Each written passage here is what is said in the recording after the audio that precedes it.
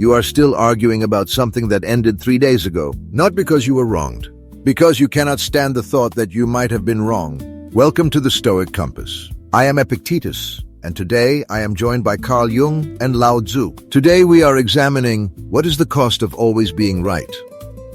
Let us start with something honest. The person who needs to be right all the time is not confident. They are afraid.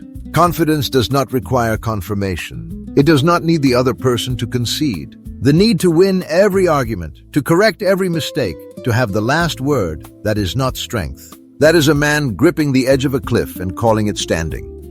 I would not call it fear exactly, though fear is part of it. What I see clinically is something more specific. The person who cannot be wrong has built their entire sense of self on the image of someone who is correct, capable, above reproach. To be wrong is not just an error to them, it is an annihilation. The ego cannot survive being wrong because being right is all the ego has left to stand on. You are both describing the same person from the inside, but consider what the person actually does to the people around them. The room changes when someone like that walks in. People go quiet. They stop offering ideas. They start calculating how to avoid being corrected. The cost is not only interior, it spreads. Yes, and that is precisely what I want to press on. Because most people who need to be right do not think of themselves as doing damage. They think they are being precise. They think they are holding standards. They think the problem is everyone else's fragility, not their own rigidity. So here is the question I want to put directly. What are you actually defending when you defend being right? You are defending the persona, the constructed self. The image you have spent decades presenting to the world and to yourself of someone who does not make serious errors, who sees clearly, who cannot be fooled. The shadow of that persona is the part of you that is confused, uncertain, fallible. And because you cannot tolerate the shadow, you project it outward. Other people become the confused ones. Other people become the ones who do not understand. You stay clean, you stay correct, but something in you knows the accounting is false. I am not sure the persona is the heart of it. What I notice is simpler. When someone is always right, they have stopped learning. Not because they are incapable of learning, because every new piece of information arrives already sorted. Either it confirms what they know, or it is wrong. There is no third category. There is no room for the thing that does not fit yet. LAOZI, that is a real cost, but I want to be harder than that. The cost is not only that you stop learning. The cost is that you start to lose the people who would have told you the truth. Think about your closest relationships. Think about the person in your life who always has to be right. How honest are you with them? How much do you hold back? Now turn it around. If you are that person, you have trained everyone around you to manage you. You are no longer receiving reality. You are receiving a performance designed to avoid triggering you. That is well said. And I would add that this is not always visible to the person doing it. They often believe their relationships are honest. They believe the people around them speak freely. But what has actually happened is a slow, invisible negotiation where everyone around them has learned the price of disagreement and decided it is too high. The person remains convinced they are surrounded by people who largely agree with them. They are actually surrounded by people who have given up.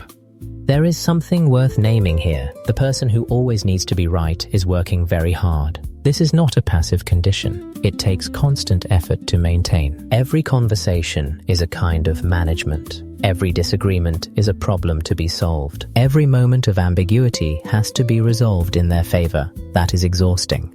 And the exhaustion is invisible to them because they have confused the effort with the territory. They think they are just being thorough. They do not see that the labor itself is the symptom. Exhausting and costly, and I will say what the real cost is. You lose your own judgment. This sounds like a paradox because the person who needs to be right believes they have excellent judgment. But genuine judgment requires the ability to receive new information and update. When your need to be right overrides your ability to update, you are no longer using judgment. You are using memory. You are matching the present moment to a prior conclusion and calling it thinking. That is not intelligence, that is defense. And the prior conclusion is always about the self. That is what makes it so resistant to change. If the error were simply factual, it would be correctable. But the error is entangled with identity. To say I was wrong about this is for this kind of person to say I am the kind of person who is wrong, and they cannot hold that. So they do not say it, they find another explanation, they revise the history slightly. They discover a way in which they were actually right all along, or right about the important part, or right in principle, even if the details were off. The ego is remarkably creative when its survival is at stake. I want to push on something you both seem to be assuming. You are both treating this as a problem to be solved, a flaw to be identified and corrected. But consider, what if the person does not want to change? What if being right is genuinely the thing they have chosen to organize their life around? I am not defending it. I am asking whether the intervention you are both implying is as straightforward as you suggest. LAOZI, that is a fair challenge, but I'm not talking about intervention. I am talking about cost. You can choose to keep being right. You can choose to keep training the people around you to perform agreement. You can choose to keep defending a version of yourself that requires constant maintenance. Fine. But do not pretend the choice is free. Every choice has a price, and the price of this one is paid by everyone in the room, including you. What concerns me is the moment of visibility. Because there is usually a moment, often late, often after a significant loss, a relationship that ended, a child who became distant, a colleague who stopped bringing problems to them, when the person catches a glimpse of what they have been doing. That moment is critical, because they can see it and integrate it, which is painful but survivable. Or they can see it and immediately find a reason why it was still someone else's fault. And which way they go in that moment often determines the rest of their life. Or they do not have that moment at all, and the thing simply continues until it ends. That is the grimmer possibility, and it is real, but I refuse to end the conversation there because this is not a eulogy. The people listening to this are alive. The question is what they do with what they are hearing right now, not what they will regret later. I think the most dangerous version of this is not the person who is loudly argumentative. It is the person who is quietly certain. The loud arguer at least shows their hand. You can see the machinery. But the person who simply operates from a place of unexamined certainty, who does not argue because they do not need to argue because the question of their being wrong does not genuinely occur to them, that person is much harder to reach, and harder for them to reach themselves. You are describing most people in positions of authority. I am describing most people.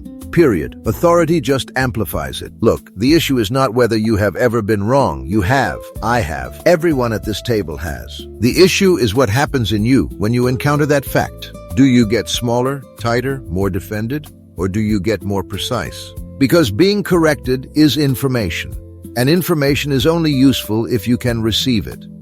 There is something worth adding about the relationship between being right and being loved. For many people, these two things became fused very early. Approval came when they had the right answer.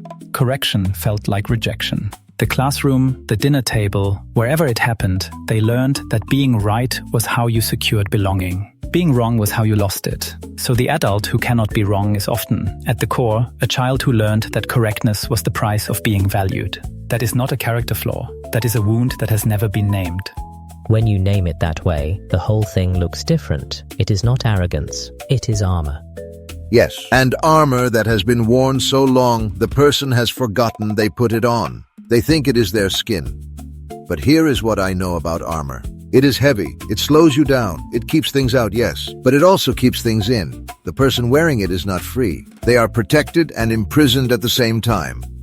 The work, then, is not to become someone who does not care about being right. That is a different pathology. The work is to separate your sense of self from your correctness, to be able to hold the thought, I was wrong about this, without it meaning, I am therefore worthless.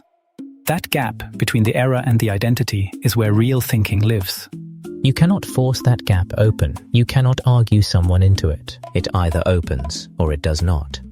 Then let us at least describe what is on the other side of it, because I do not think most people know. On the other side of needing to be right is not uncertainty and collapse. It is lightness. It is the ability to sit with someone who disagrees with you and stay curious instead of becoming defensive. It is the ability to change your mind in public without it costing you your dignity. That is not weakness. That is what actual confidence looks like. And actual intimacy. The relationships that matter most are the ones where you can be wrong and still be valued, where the other person is not managing you, where you can hear, that is not what happened, and not experience it as an attack. Most people have never had that kind of relationship. They do not know it is possible. They mistake management for love and call themselves close to people who are afraid of them. I will say this plainly. Most of what people call certainty is just unfamiliarity with stillness. When you stop filling the space with defense, when you stop needing every moment to resolve in your favor, something is still there. The person is still there, often for the first time in a long time.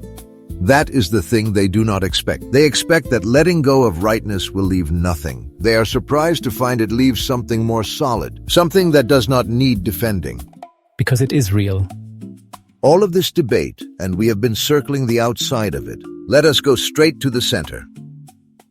The cost of always being right is not losing arguments. It is losing contact with reality. When your sense of who you are depends on being correct, every piece of information that arrives gets filtered through one question. Does this confirm me or threaten me? That is not perception, that is self-protection. And you cannot think clearly from inside a defended position. Here is what this actually looks like in a life. The people closest to you stop telling you difficult things. Not because nothing difficult is happening, because they have learned what it costs to tell you. Your relationships become a kind of theater where everyone around you has a role, and the role is to not contradict you. You feel understood, you are actually managed. There is a difference, and it matters enormously. The wound underneath this is usually old. Most people who need to be right learned, early, that being wrong meant something terrible.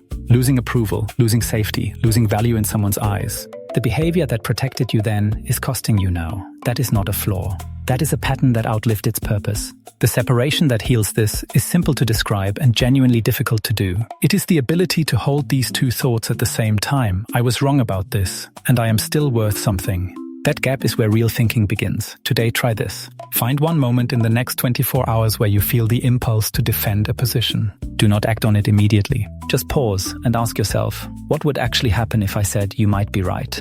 Not to surrender, to find out what it costs you. The answer will tell you something true. The armor you are wearing made sense once, but you are not in that room anymore. Every day you spend defending a version of yourself that cannot be wrong is a day you are not actually present for your own life. You are standing guard over an image instead of living inside a person. The question is not whether you can be right. The question is whether you can afford to keep paying what being right is costing you. Put something down, see what is still there. If today's conversation has served you, take it further. Pay Attention by C. Trebu, 12 Lessons in the Practice of Seeing Clearly. Available now on Amazon.